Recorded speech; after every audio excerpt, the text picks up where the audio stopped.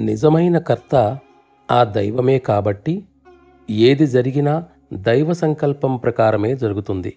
కానీ జరిగే వాటన్నింటికీ మన సంకల్పంతో ముడిపెట్టి అవి మన ప్రయత్నాల వలన కలిగిన పరిణామాలే అని భావించటం వలననే అసలు సమస్య ఎదురవుతుంది. విజయాన్ని సాధించగానే ఆనందం, వైఫల్యం ఎదురవగానే దుఃఖం కలిగేది కేవలం ఈ కారణంగానే. మనం పురోగమించకుండా స్తంభించిపోవటానికి గల ఏకైక కారణం ఇదే.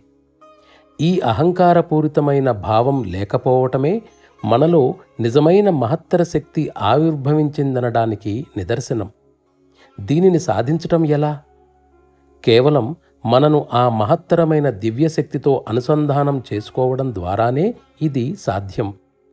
ఈ విధంగా చేస్తూ పోతే మనం దశల తరువాత దశలు అధిగమించి ఆయనకు మరింత సన్నిహితంగా చేరుకుంటాం.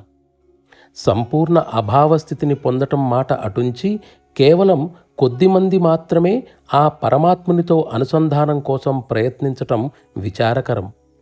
దీనికి ఆత్మసమర్పణ మాత్రమే ఏకైక మార్గం.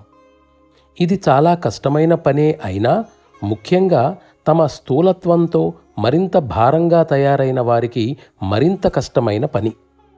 ఆ పరమ లక్ష్యాన్ని గనక ఎప్పుడూ మనం దృష్టిలో ఉంచుకోకుండా సాధన చేసినట్లయితే మన పరిస్థితి గమ్యం తెలియకుండా పయనించే ప్రయాణీకుడి పరిస్థితిలా ఉంటుంది.